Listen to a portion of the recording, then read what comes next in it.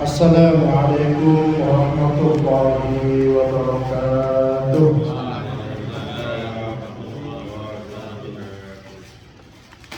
Alhamdulillahi hadana li hadha wa ma kunna linahtadiya laula an hadana Allah.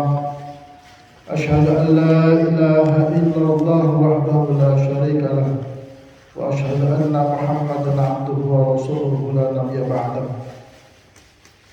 Allahumma salli wa sallim ala sayyidina Muhammad wa ala ali sayyidina Muhammad. Amma ba'du. Rabbi shrah li sadri wa yassir li amri wa hlul 'uqdatam min lisani yafqahu qawli. Rabbi zidna 'ilman warzuqna fahman amin ya rabbal alamin. Bapak-bapak jamaah Jamiyah Yasin lan tahlil ingkang kawula muliaken, alhamdulillah kula panjenengan sami dalu menika saged ngrawuhi rutinitas ingkang kawula panjenengan sami adakan setiap malam Jumat kedua. Nggih menika acara tahlil Yasin sekaligus ngaji ilmu fikih, ngaji kitab fikih. Keranten napa kula panjenengan sami menika merupakan tiang Islam yang sudah mukallaf. Orang Islam, seseorang muslim yang sudah mukallaf dan berakal itu memiliki tanggung jawab, memiliki tuntutan secara hukum syar'i untuk menjalankan ibadah baik yang bersifat wajib atau ibadah makruh maupun ibadah-ibadah yang bersifat atau yang dihukumi sunnah. Maka agar kita juga dituntut untuk menjauhi segala yang dilarang atau perbuatan-perbuatan atau hal-hal yang diharamkan secara syariat. Bahkan kalau mau lebih mendalam lagi menjalani syariat secara mendalam, maka kita juga harus meninggalkan hal-hal yang bersifat makruh. Tapi nggih, meskipun makruh niku kan nek ditinggalkan kita mendapatkan pahala. Meskipun dilakukan kita tidak mendapatkan dosa atau tidak mendapatkan sanksi apa-apa. Cuman orang-orang yang sudah pada makom-makom yang ketaatannya tinggi, itu makruh bagi mereka itu haram. Makruh bagi orang-orang yang sudah memiliki ketaatan yang sangat tinggi itu bagi mereka adalah haram atau diharamkan secara pribadi mereka. Itu untuk menjaga hati dan jiwa mereka dari hal-hal yang bersifat syubhat salah satunya. Syubhat itu perkara sing dereng jelas hukumnya, Pak. Yang namanya syubhat itu perkara yang belum jelas hukumnya. Jadi hukumnya itu samar. Para ulama, para orang-orang soleh yang memiliki tingkatan ketaatan yang sangat tinggi itu menjauhi hal-hal yang bersifat syubhat itu. Kalau tingkatan kula panjenengan sami isi penting wonten ngelakoni haram pun cukup gitu.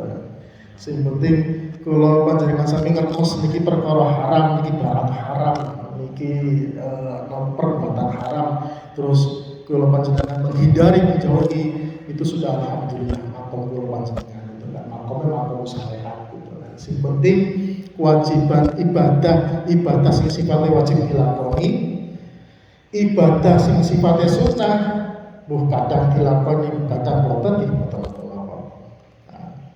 Tapi nek jenengan badhe meningkatkan amal ibadah sing lebih makom lebih naik lagi tingkatannya nggih ngoten niku. secara syariat, kaidah-kaidah di dalam ibadah kita, mana yang wajib, mana yang sunnah, mana yang haram, mana yang mubah. Nah, itu kita harus tahu. Dan kalau kita mau meningkatkan derajat kita, level kita sebagai seorang muslim yang benar-benar memiliki ketaatan yang tingkatan soleh, alim riyin, soleh riyin mawon.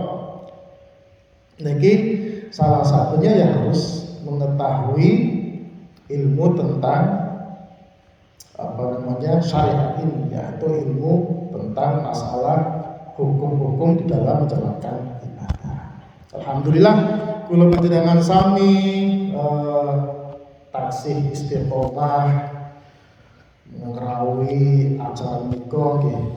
Meskipun ya berapa orang enggak apa-apa lah itu kan.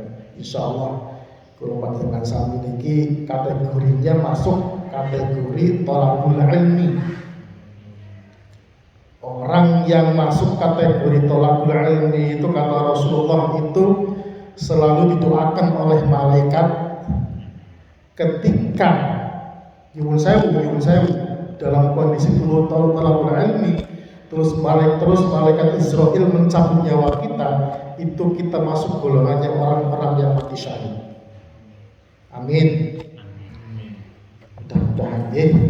Yang penting istiqomah berperjalanan sami diniati thalabul ilmi. Wahyu bapak-bapak, kula lajengaken pembahasan tentang kitab fikih pun yang kemarin kita dua minggu kemarin, Jumat kemarin kita nggak ngaji ya. Kita lanjutkan yang sebelumnya, kita sudah membahas tentang fardunya mandi, fardu di dalam mandi. Pembahasan awal dulu itu kita masih dalam bab thaharah nih, masih bab thaharah mawon itu pembahasannya ke atas Pak, bab sesuci. Makanya ya Allah, di dalam Islam ini benar-benar memperhatikan hal yang sifatnya detail itu benar-benar diilmuni. Bahas masalah sesuci mawon itu babnya, pasalnya itu banyak sekali. Hampir kalau dalam satu kitab ini mungkin hampir seperempatnya ini pasti sudah tebal segini masih membahas masalah sesuci. Jadi masih membahas masalah sesuci itu. Nanti setelah membahas masalah sesuci, masuk ke bahas masalah bab sholat. Nah, ini masih bab sesuci itu masih ada segini.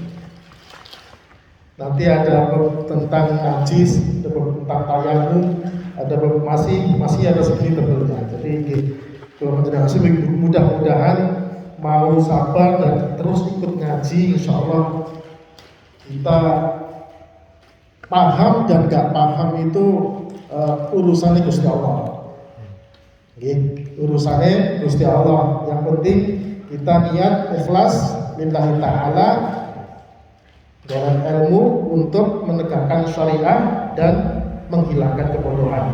Wonten mawon futuhnya hati kita, futuhnya pikiran kita niku urusannya Gusti Allah. Kita niat mawon ngaos insyaallah, mudah-mudahan Allah maringi kefutuhan dumateng kula panjenengan sami amin. Bismillahirrahmanirrahim. Kita lajengaken pembahasan tentang sunanul husli. Kemarin sudah membahas tentang fardul husli, fardunya mandi besar. Fardunya mandi besar ada berapa? Masih ingat Bapak? Fardunya ada berapa? Jenengan tiap kan sudah biasa mandi besar. Aduh, ini pentingnya ada ilmunya gitu. Cuma dua, niat sama menyiram seluruh tubuh. Itu fardunya cuma itu toh dua. Mandi besar itu fardunya cuma Berniat pertama, yang kedua meratakan air ke seluruh tubuh. Tapi dalam Fathul Qorib, di dalam kitab Fathul Qorib itu ada 3. Yang kedua setelah niat itu ya, izalatun najasi, menghilangkan najis. Tapi kalau ada najis dalam tubuh kita, misalkan dalam tubuh kita atau kita belum istinja gitu ya, habis pipis belum cebok dan sebagainya gitu kan, itu maka kewajiban kedua atau fardu yang kedua adalah menghilangkan najis dalam tubuh kita. Baru kemudian menyiram air meratakan ke seluruh tubuh. Itu fardunya mandi besar. Nah, kalau tidak ada najis maka fardunya cuma 2, niat sama menyiram air ke seluruh tubuh. Kalau ada najis yang kedua maka hilangkan dulu najisnya. Tapi itu nanti masuk, kalau di dalam kitab ini menghilangkan najis itu masuk ke bab kesunahan mandi. Nah, sekarang kita masuk ke bab sunanul ghusli, kesunahan di dalam mandi besar. Bismillahirrahmanirrahim. Qala al-mu'allifu rahimahullah ta'ala wa nafa'ana bihi wa bi'ulumihi fid dharain amin ya rabbal alamin. Sunanul ghusli, bab nerangaken kesunahan di dalam mandi besar. Katsiratun minha, sunahnya. Kesunahan di dalam mandi besar itu banyak macamnya. Ada di sini dijelaskan ada 18 kesunahan. Yang pertama adalah tasmiyah, membaca bismillah. Nah, ini para ulama ikhtilaf. Artinya dalam arti ikhtilaf itu karena bismillah itu bagian dari ayat Quran. Bismillahirrahmanirrahim itu bagian dari ayat Al-Qur'an, yaitu tepatnya bagian dari surat Al-Fatihah. Ya, bagian dari ayat Al-Qur'an. Maka lafaz bismillah itu boleh kalau kita mandinya di toilet ya, mandinya di kamar mandi. Beda dengan mandi di sungai. Mandi di sungai itu gak masalah. Kalau mandinya di kamar mandi, kita disunahkan membaca bismillah, tapi niat membacanya itu bukan membaca Al-Quran, atau niatnya bukan membaca bagian dari ayat Quran. Niatnya membaca bismillah ini niat zikir atau niat wirid. Nah, itu diperbolehkan ketika kita ada di dalam toilet atau di dalam kamar mandi. Maka ketika kita mandi besar, kemudian mandinya di kamar mandi, agar kita bisa mengambil pahala kesunahan membaca bismillah, maka sebelum niat atau sebelum menyiram tubuh kita membaca bismillah dengan niat tidak membaca ayat Quran. Karena bismillah itu bagaimanapun tetap ayat Quran. Ketika kita membaca, jangan diniatkan membaca ayat Quran, niatkan membaca wirid. Ini sama seperti orang yang haid.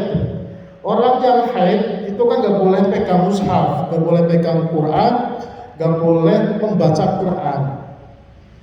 Tapi ketika misalkan ibu-ibu haid, sedang haid kemudian ikut Yasin tahlil gitu ya, nah, itu boleh.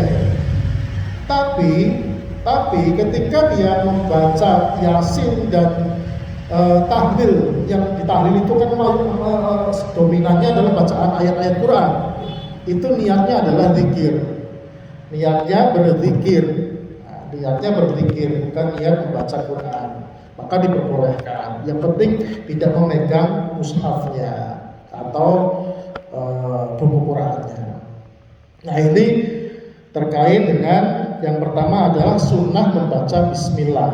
Nah, kemudian yang kedua, kesunahan di dalam mandi besar adalah bersiwak. Ini sama seperti yang kemarin wudu juga sunnah baca bismillah, bersiwak atau sikat gigi gitu kan. Jadi sebelum aktivitas mandi dimulai, Bismillah, bersiwak gitu kan.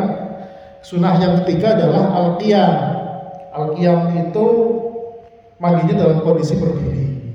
Nah, jadi sunnahnya itu mandi junub, mandi besar itu berdiri. Karena apa?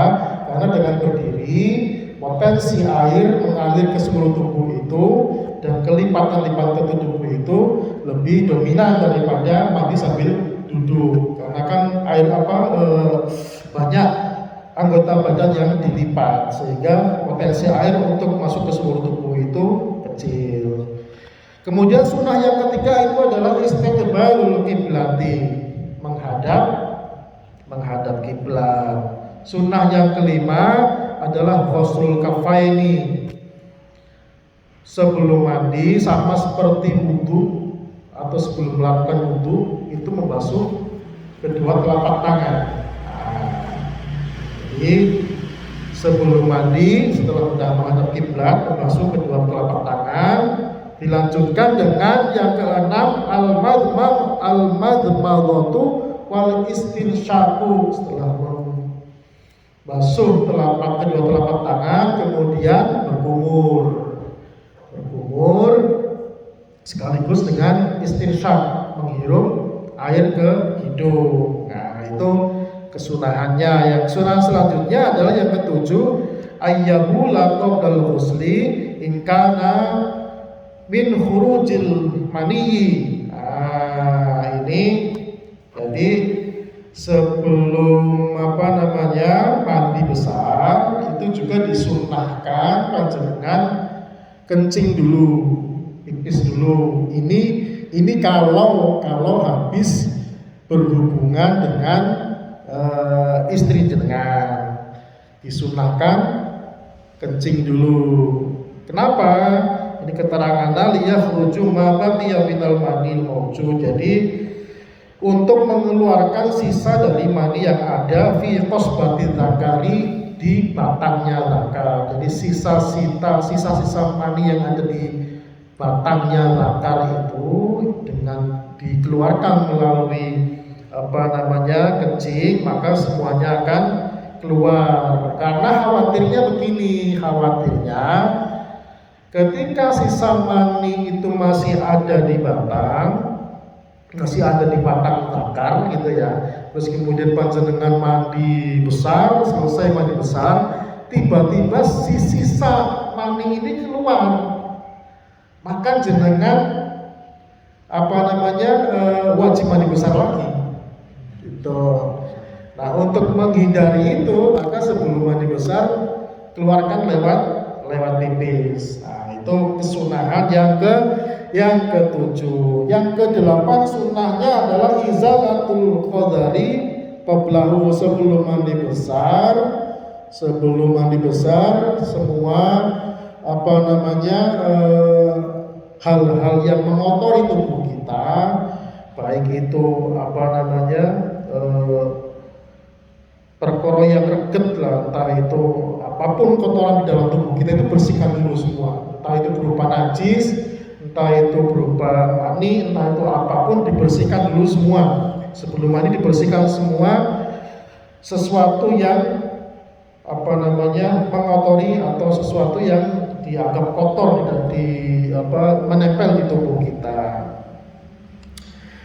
Kesunahan yang kesembilan adalah al-wudu'u qablahu aw ba'dahu, sebelum mandi besar berwudu atau sesudahnya berwudu, itu sunnah. Dengan yang mandi besar wudu dulu atau langsung mawon? Sunnahnya itu wudu dulu sebelum mandi besar, wudu dulu, atau mandinya setelah mandi besar.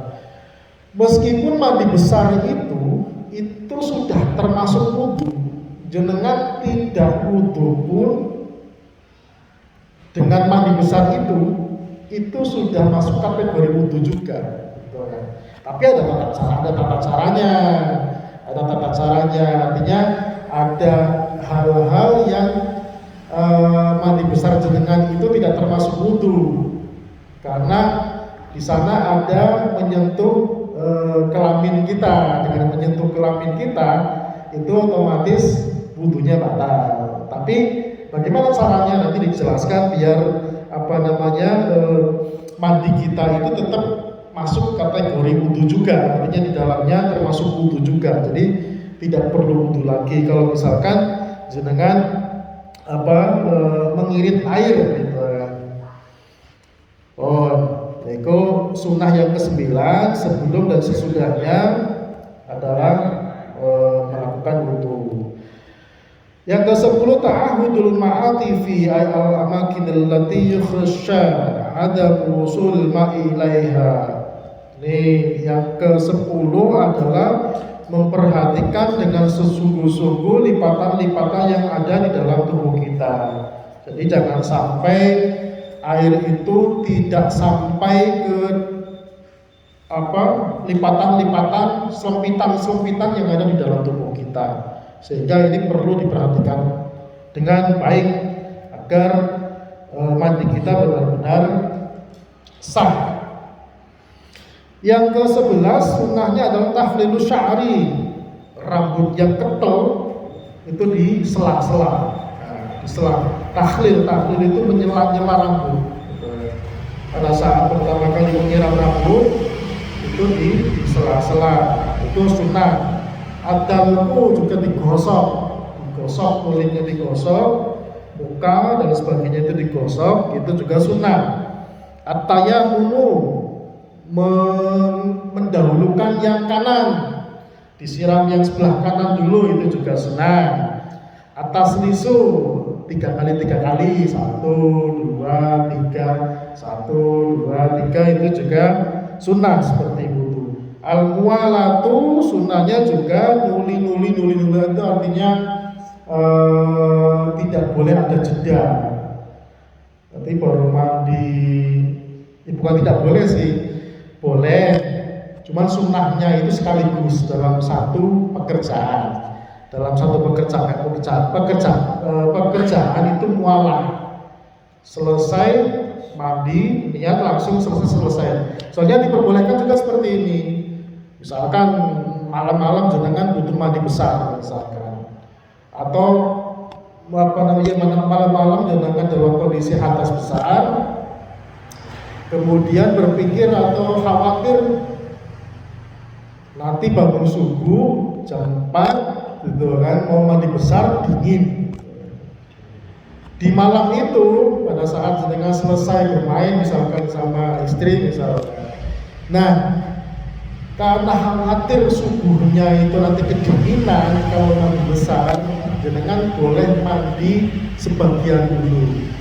Misalkan menyiram kepala dulu dengan niat mandi junub. Diniatnya mandi junub, kepalanya dulu aja disiram sampai basah, kuyup sampai mukanya juga itu kan. Badannya nanti setelah bangun pada saat mau subuh. Pada saat mau subuh, dengan bangun tinggal menyelesaikan badannya saja tanpa perlu niat lagi. Itu sudah sah. Tapi itu tidak masuk kesunahan yang tadi saya sebutkan sebagai al-muwalah gitu. Tapi boleh, itu diterangkan di dalam kitab Fathul Mu'in. Jadi boleh mandi junub, mandi besar bertahap. Ya, bertahap 2 kali misalkan. Malamnya dikredit itu boleh, nggak apa-apa, karena khawatir dingin. Kalau wudu nggak boleh. Bolehnya itu kalau wudu dalam masih kondisi basah. Kalau masih kondisi basah, misalkan habis membasuh muka gitu kan, tiba-tiba macet kerannya. Jangan lari ke masjid gitu kan. Jangan lari ke masjid. Selama kondisi muka itu masih basah, boleh dilanjutkan. Tapi kalau mukanya sudah kering, misalkan masjidnya masih alun-alun gitu kan. Itu kan kering gitu kan. Nah itu ulangi dari awal lagi. Itu kalau wudu. Tapi kalau mandi enggak. Kan habis malam-malam itu punya hadas besar, mandi kepalanya dulu dengan niat mandi junub, dicicil itu kan. Kemudian dikeringkan, tidur. Setelah tidur, bangun tidur subuh, tinggal menyelesaikan badannya saja, itu boleh seperti itu, tapi tidak mendapatkan kesunahan. Kesunahan yang ke-16 ayat tasila mustasturul aurati, yaitu membasuh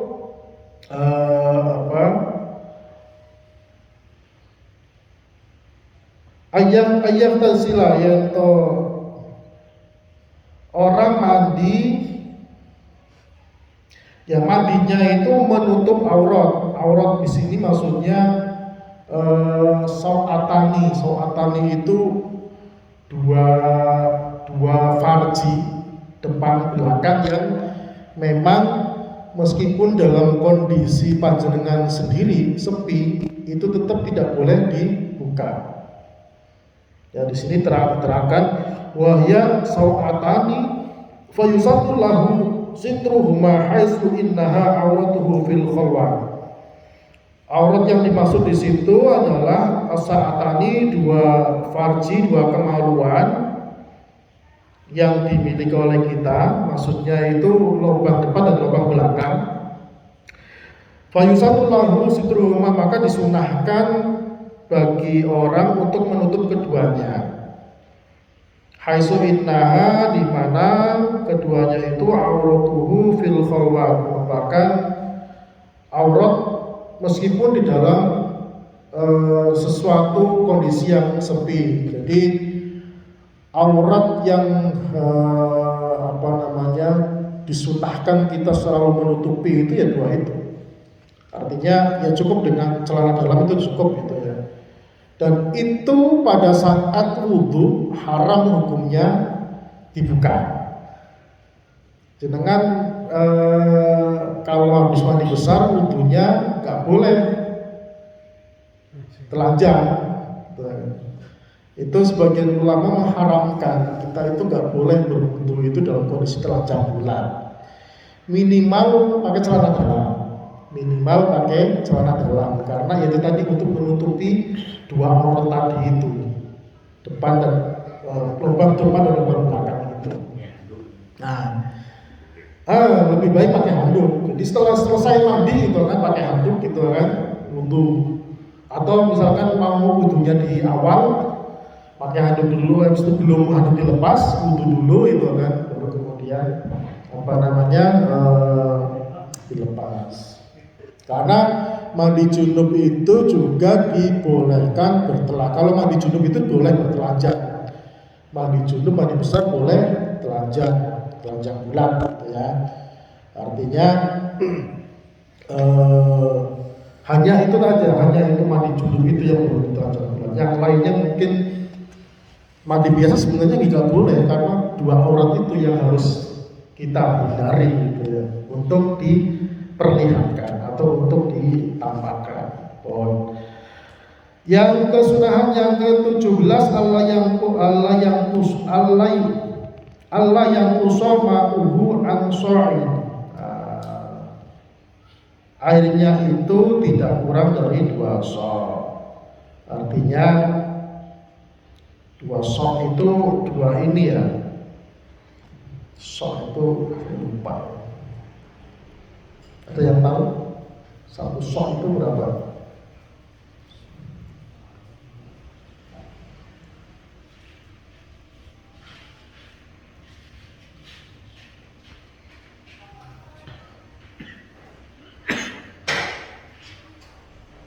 Satu sok itu tidak salah itu satu apa namanya? Ngantar salah itu ngomong saja gitu. Nanti jadi nggak boleh kurang dari 2 ini. Mungkin ya, ini kalau saking nggak adanya air, boleh kita mandi junub hanya menggunakan gayung, 1-2 gayung lah, paling 2 gayung itu boleh ya. Yang penting jangan kurang dari 2 gayung, dan gitu aja, lebih dipahami.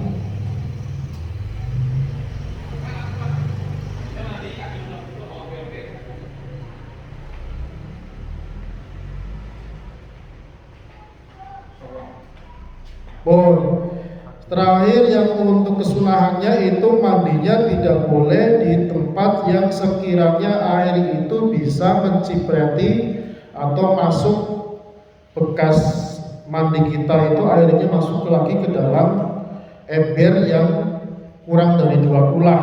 Nah, itu tidak disunahkan untuk mandi yang di tempat seperti itu, maksudnya tempatnya itu sempit gitu ya. Jadi harus lebih longgar gitu. Oh, itu kesunahan-kesunahannya ada 18 kesunahan. Mudah-mudahan jenengan salah satunya atau salah beberapanya itu nyantol gitu kan. Jangan sampai nggak nyantol semua gitu kan.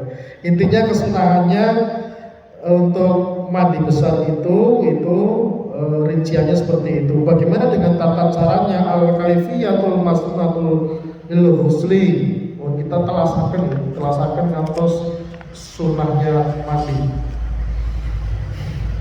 Tata caranya di dalam kesunahan mandi itu seperti apa? Yang pertama ayyuzil al-qadaru qablahu. Tata caranya sebelum memulai mandi, yaitu tadi baca bismillah dan sebagainya, itu bersihkan dulu badan kita dari kotoran-kotoran yang menempel dalam tubuh kita, baik itu kotoran yang berupa najis maupun kotoran yang tidak berupa najis, misalkan air liur atau apapun itu ya, ingus dan sebagainya, itu kan perkara yang tidak najis tapi itu kotor atau organ. Itu pertama, bersihkan dulu caranya semua kotoran yang melekat pada tubuh kita. Yang kedua, dilanjutkan dengan baru kemudian membaca bismillah, bersiwak, kemudian membasuh 2 tangan, berkumur, istinsyaq, menghirup air 3 kali sebagaimana mau wudu, dan kemudian wayami bidzalika sunatul ghusli. Baru kemudian setelah itu niat mau mandi besar.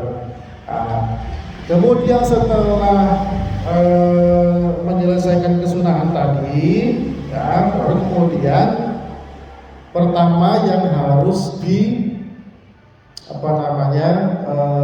disiram dulu itu, meskipun mandi besar itu nggak seperti wudu, nggak ada tertibnya. Boleh memulai dari mana saja, boleh memulai dari bawah, boleh memulai dari tengah, boleh memulai dari atas. Itu mandi besar nggak ada ketentuan harus dimulai dari mana. Tapi tata cara yang sunnah yang dilakukan oleh Rasulullah itu pertama setelah tadi melakukan sunnah bismillah sampai selesai, ya, kemudian mulai mau mandi, setelah kemudian niat gitu kan, itu membersihkan istinja dulu, cawik dulu, dibersihkan semuanya gitu kan, dengan sekaligus niat. Nah ini pada saat istinja itu niat sekaligus niat raf'il jinabati, ya, niat mandi besar. Nah, sehingga nanti pada saat mandinya tidak perlu lagi memegang wilayah istinja itu, tidak perlu lagi menggosok wilayah istinja itu gitu kan, karena sudah di awal sudah dibersihkan. Jadi setelah itu nanti mandinya biasa, menggosok area-area yang tidak dilarang untuk yang tidak membatalkan wudu, karena menyentuh zakar itu membatalkan wudu. Nah, makanya kemudian sudah diawali dengan istinja tadi, sekaligus niatnya adalah mandi besar. Maka setelah itu mandi besar seperti biasa. Nah, dengan sudah termasuk wudu di dalamnya, tidak perlu wudu lagi, sudah termasuk wudu. Nah, itu caranya. Nah, setelah istinja, membersihkan cawik itu, ya, depan belakang sudah bersih semua, baru kemudian cara kesunahan yang dilakukan oleh Rasulullah itu wudu secara sempurna. Berwudu secara sempurna ya itu tadi, tidak hanya melakukan rukunya saja tapi juga kesunahan-kesunahannya, dari mulai baca bismillah, bersiwak, kemudian berkumur, istinsya gitu kan, menghirup, kemudian niat wudu sampai melakukan rukun wudu yang 4 itu selesai. Nah, baru kemudian mulai apa dulu yang disiram? Yang disiram adalah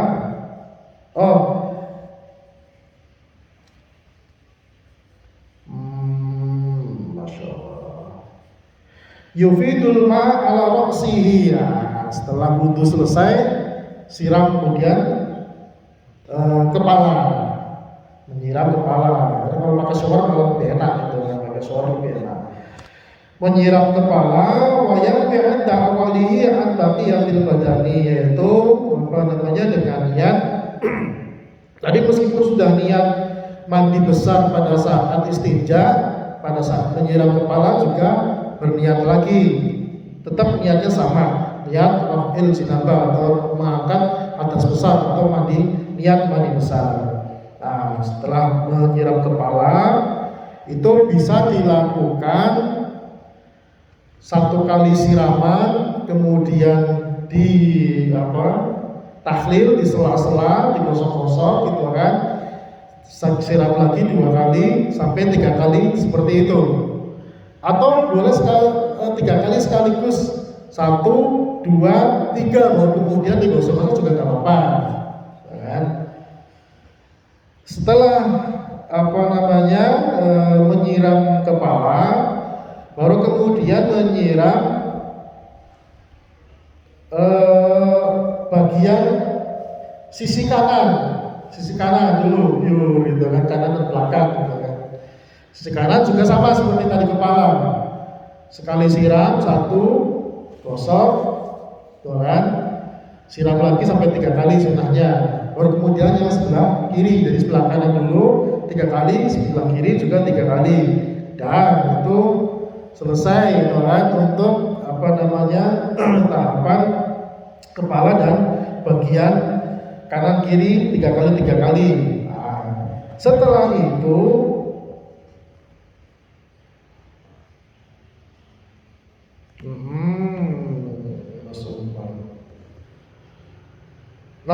itu baru kemudian jami'uhu semuanya disiram secara keseluruhan. Sebenarnya tadi kepala, kanan, kiri, belakang, sampai kaki ya, sampai kaki itu sudah cukup sebenarnya. Sudah cukup.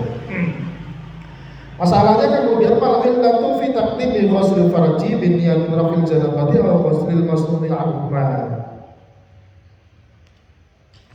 Nah, tadi sudah selesai.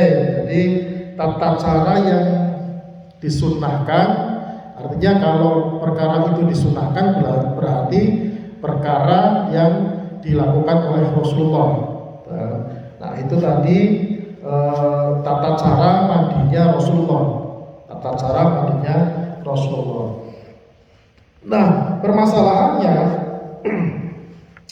tadi kan ada membasuh, di awal membasuh farji atau istinja dulu ya. Alasannya apa? Mengawali membasuh farji dengan niat mandi janabah atau mandi yang disunahkan. Lika layak taja ila ghuslihima wa masihima asna'a ghuslihi, agar supaya tidak membutuhkan lagi pada membasuh keduanya dan mengusap keduanya di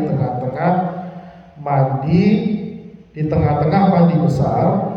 Fayantaqidu maka dadi akan batal apa wudune wong.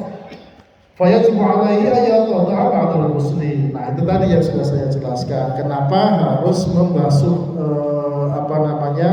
beristinja dulu atau membasuh farji dulu di awal tadi, karena tadi untuk menghindari batalnya wudu apabila dilakukan di tengah-tengah mandi.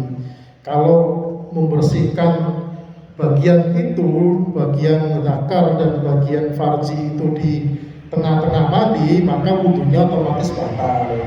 Tapi kalau dilakukan di awal dengan mandi besar, maka Dan pada saat mandi jangan sampai menyentuh lagi ya. Kalau sampai menyentuh lagi ya sama aja tetap batal wudunya.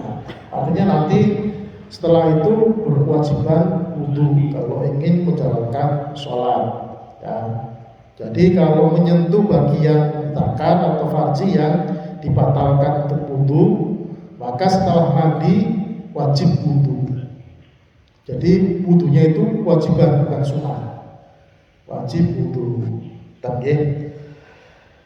Nggih. Sementara itu dulu untuk penjelasan tentang kesunahan dalam mandi besar. Mudah-mudahan kula lan panjenengan sami saged memahami apa kajian pada malam hari ini, dan insyaallah mudah-mudahan Allah senantiasa memberikan barokah pada kita, senantiasa memberikan kemudahan di dalam memahami ilmu-ilmunya Allah, dan mudah-mudahan dapat meningkatkan ibadah kita sehingga ibadah yang asalnya kita tidak mengetahui ilmunya, dengan ngaji telaten seperti ini mudah-mudahan ibadah kita itu dapat mengetahui ilmu-ilmunya, sehingga secara syariat kita sudah memenuhi tanggung jawab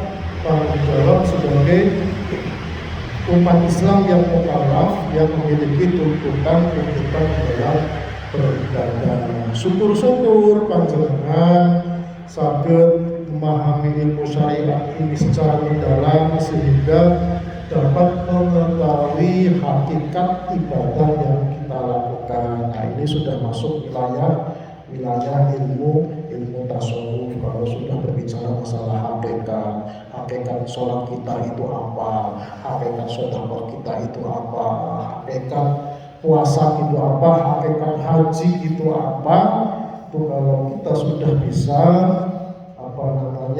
mengetahui ilmu-ilmu tentang hakikat, maka insya Allah ma'rifatullah, artinya kita akan dibukakan mata hati kita oleh Allah dengan kasyaf atau batin, kita bisa melihat sesuatu yang tidak bisa kita lihat secara zahir ya.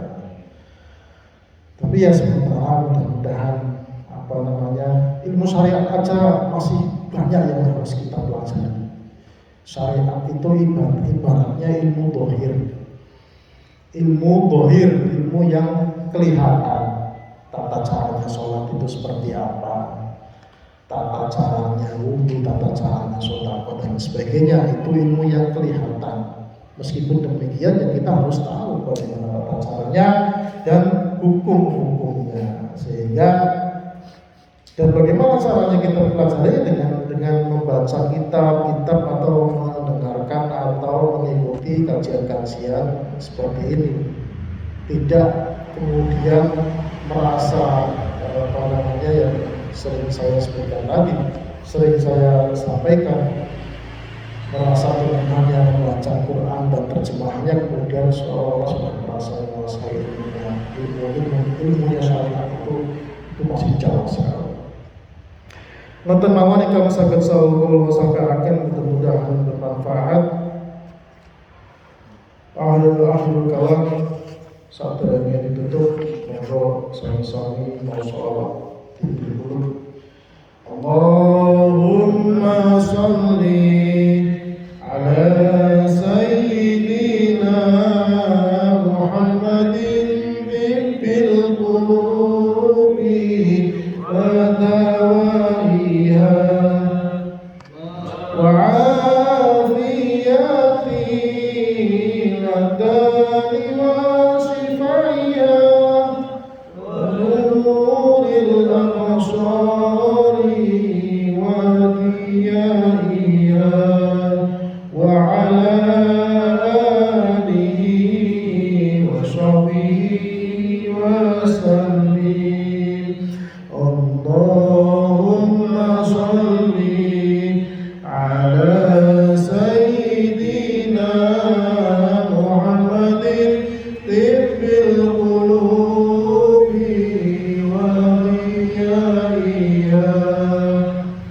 wa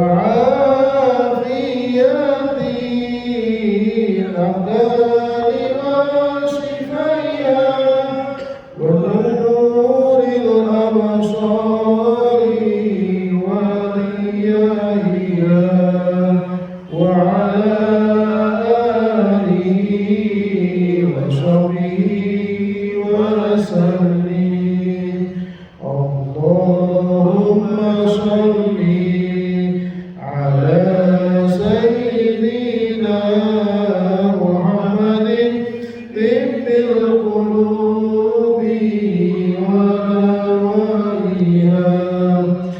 وعافية الأبدان وشفائها ونور الأبصار وريائها